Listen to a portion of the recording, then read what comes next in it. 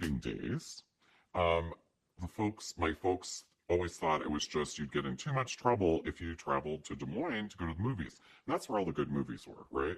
So instead, we had to go to Greenfield.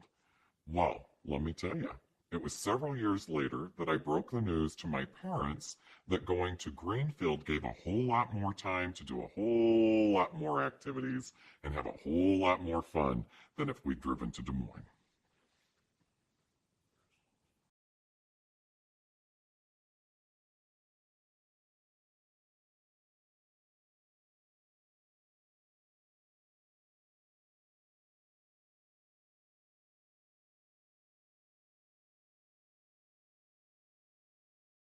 One night during one of the school dances, I kind of got bored sitting around because we didn't dance, and we decided to leave.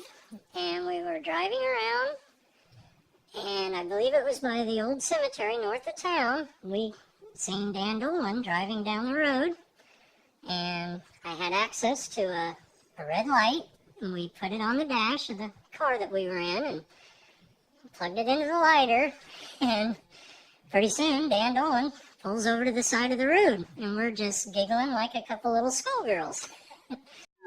Me, of course.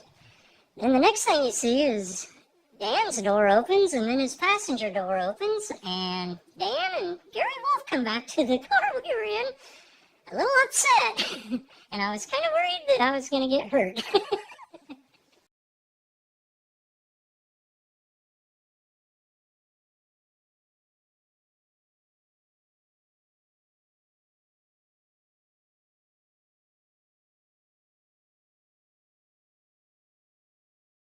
It was my 18th birthday, and it was homecoming night. And that's when we had homecoming dances right after the football game, of course. I was celebrating my birthday, I guess. I was 18. That's when the drinking age was 18 at that time. So anyway, I had a little too much cherry vodka with my boyfriend.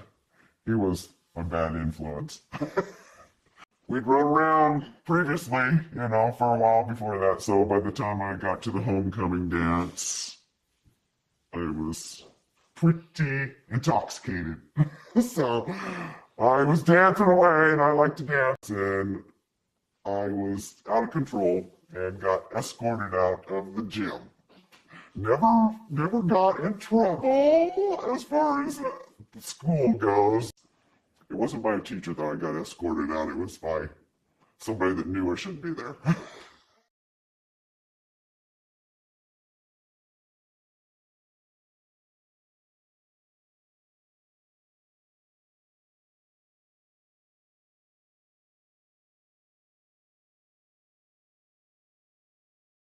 Well, most of them I'm taking to the grave, but it was drama class, I believe, junior or senior year.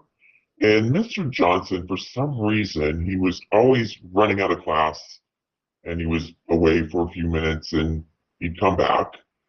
So, and I were in cahoots. I would be the watch person. I would stand by the door and be the lookout for Mr. Johnson coming back to the classroom. And she would go to the filing cabinet and rifle through it and look for the test questions. And she would quickly write them down and put them back. Actually, we were successful a few times. And Mr. Johnson never caught on to why we were such perfect students and got such good grades. Because we weren't. We talked the whole time during class.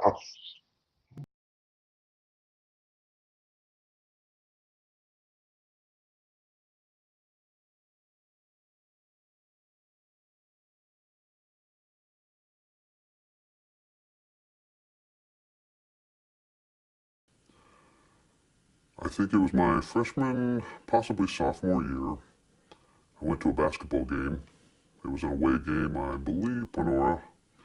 And at that time, I was hanging around with one of our classmates. I won't name him, but let's just say that he was somebody who got into trouble once in a while. We got to the game, and we didn't have really any intention of watching the game. And I know this because in one of my boots, I had brought with me a knife. It's a buck knife that I'd received as a gift from my uncle. It had, I think, a 4 or 5 inch blade stuck in my boot. Now the reason that was there is because this person I was hanging around with was wanting to get into fights with other people. He called it rumbling. For some reason I thought, sure, let's rumble. So we got to the game, and then after it started, he and I took off to the hallways of the school because he thought he'd seen some people look at him funny or something. He said, yeah, I think I found some guys that want to rumble. Well, we didn't find anybody. We get home from the basketball game, and I'm walking home all by myself. I see Miss Donovan's car parked in its usual spot outside of her apartment. I think, man, I just got to use this knife somehow. So I got in my mind that I was going to slash her tires. I took out my knife, and I tried to plunge that knife into her right front tire. Well, tires are a lot stronger than they look, and nothing happened to the tire, but my knife blade snapped in two. So I was 0 for 2 that night. Didn't get into a rumble, which is probably a good thing, and my knife was ruined.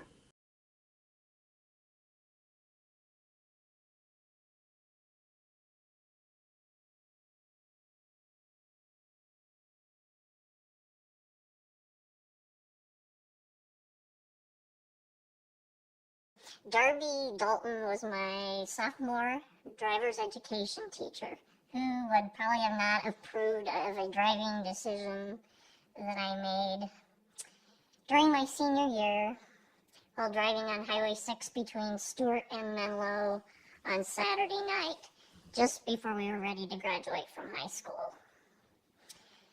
The vehicle was a brand new pickup that my father had just purchased, and he had parked it at our farm, far away from anyone's ability to take the vehicle off the property, though I did figure out how to remove the vehicle without him knowing, and picked up a passenger who was, and we went into Stuart, and then on to Menlo, and on the way home, it was night, dark, and I ran Larry Roberts off the road in a third vehicle that was unidentified. We don't know who they were. So we had 2 infractions, passing in a no passing zone at night.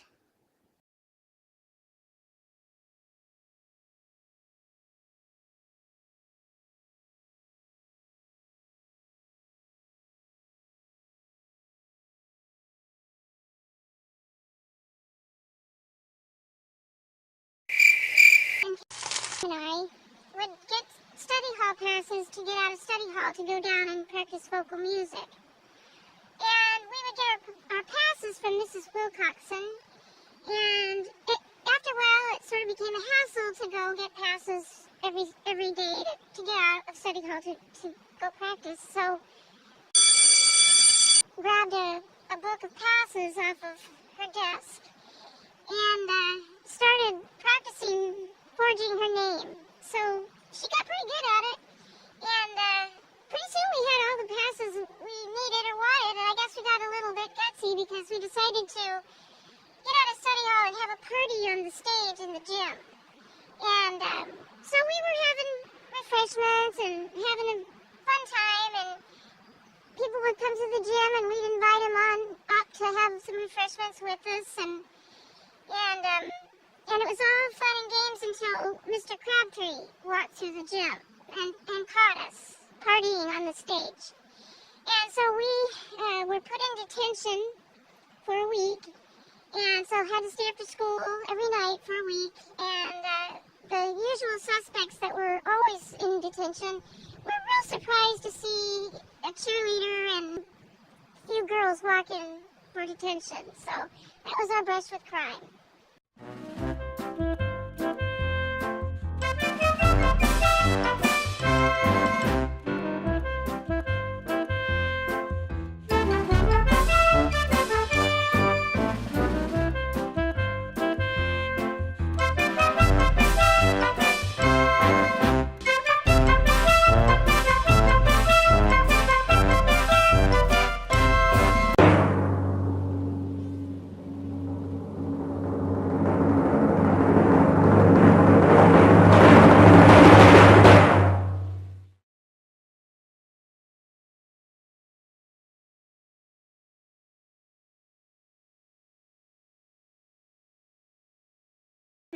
It was several years later that I broke the news to my parents that going to Greenfield gave a whole lot more time to do a whole lot more activities and have a whole lot more fun than if we'd driven to Des Moines.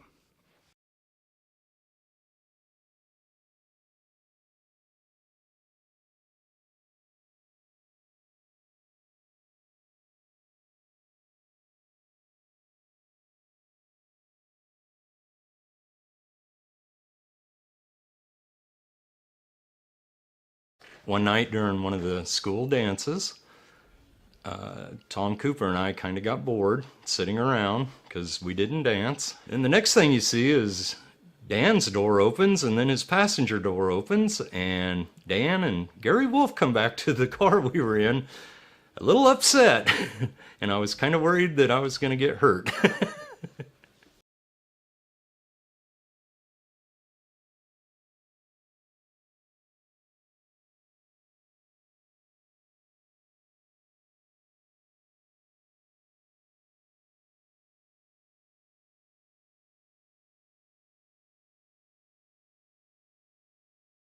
I had a little too much cherry vodka with my boyfriend.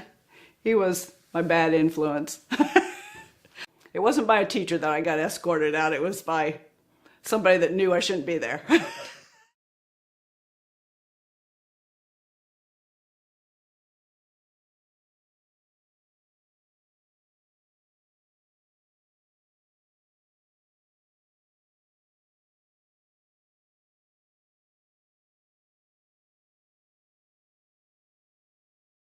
Deb Hayden and I were in cahoots. I would be the watch person, and she would go to the filing cabinet and look for the test questions. And Mr. Johnson never caught on to why we were such perfect students and got such good grades.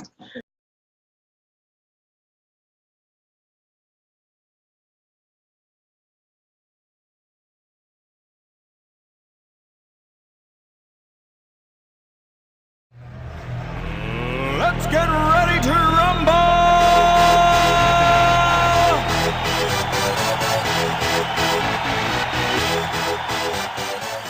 And I would just like to say, for anybody, especially Miss Donovan, if you're watching, I'm so sorry.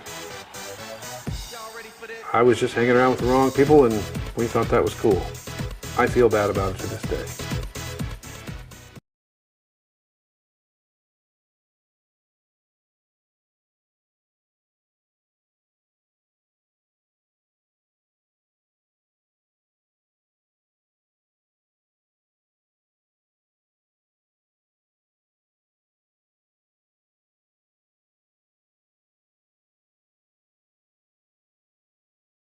Picked up a passenger who was Julie Barnhouse, and we went into Stuart and then on to Menlo. So 2 things that we did right that night were we didn't hit anything and no one hit us. And I was able to return the vehicle to my farm in the proper parking space without being busted by my father, at least that he let us know about.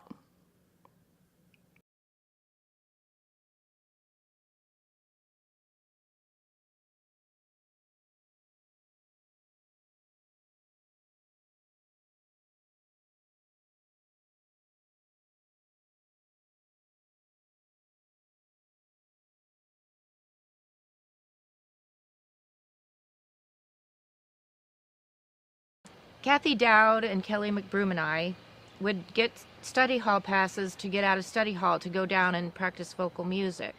Kelly McBroom grabbed a book of passes off of her desk, and it was all fun and games until Mr. Crabtree walked through the gym and caught us partying on the stage. So that was our brush with crime.